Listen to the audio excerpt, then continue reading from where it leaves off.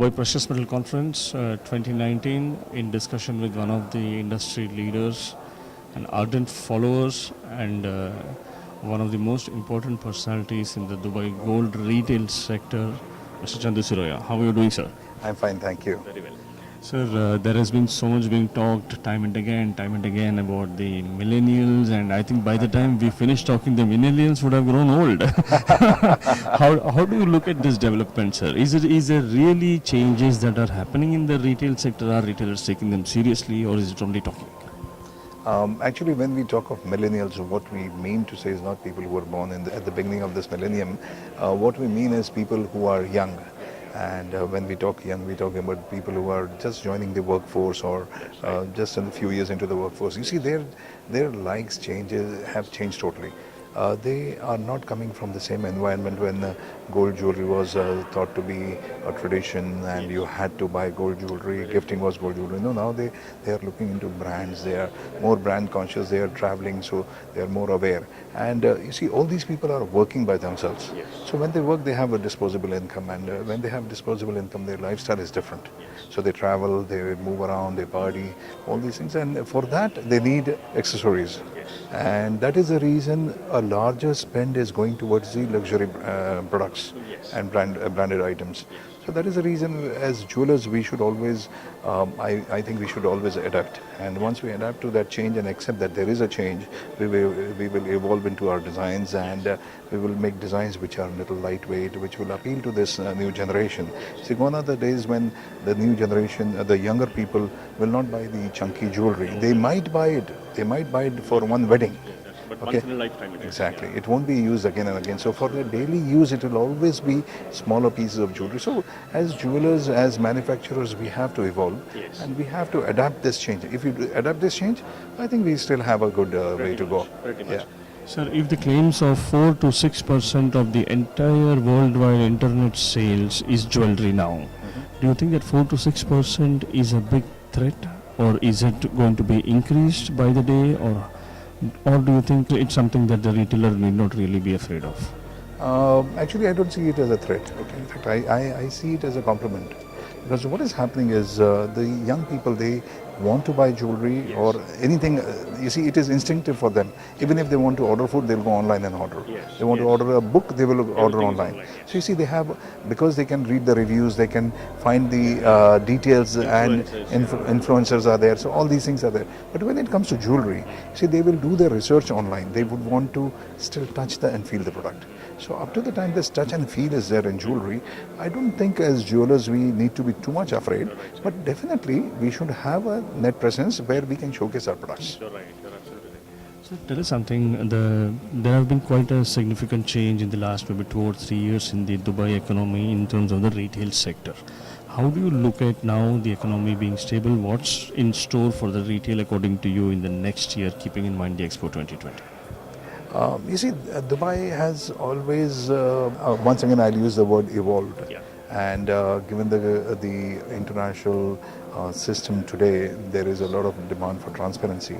And because of this, the government of Dubai has been initiating many new processes, many new methods to make it more transparent, and we are very happy for that. As far as the markets are concerned, I think it's pretty stable, and with the 2020 Expo coming in, I'm sure we will have a big boost. You see, I'm sure the government has thought something. There is something which they are going to announce. We don't know what as yet, because a lot of construction is still happening, a lot of projects are happening. The prices are down, but still work is continuing. So I'm sure there must be something in their mind which is going to be announced and which will give a big boost to the trade here. Of course, yes. Sir, you have seen this Dubai Precious Metal Conference as an important agenda into the making for the last so many years now, for the global gold trade especially. Precious metals, of course, but on the gold trade. So how do you look at this conference now? You see, any conference is a good place where we can meet and exchange ideas. You see, when you meet a lot of people, more ideas develop, and you can learn what is happening in the other parts of the world. So I believe conferences should happen. The DPMC this year was well attended, and I think some of the discussions were very, very interesting. So it is going to continue, I feel so. Yes. So one of the important hot topics last year by default and of course was the VAT. But in this conference, we did not have many of them, or rather very few of them who actually spoke about that subject. Do you think that has sunk into the trade and trade has got used to it, or how do you look at this development in the last 1.5 years? You see, last year VAT was the burning point, the burning issue. Why? Because we were suffering, and we were suffering in a very bad way.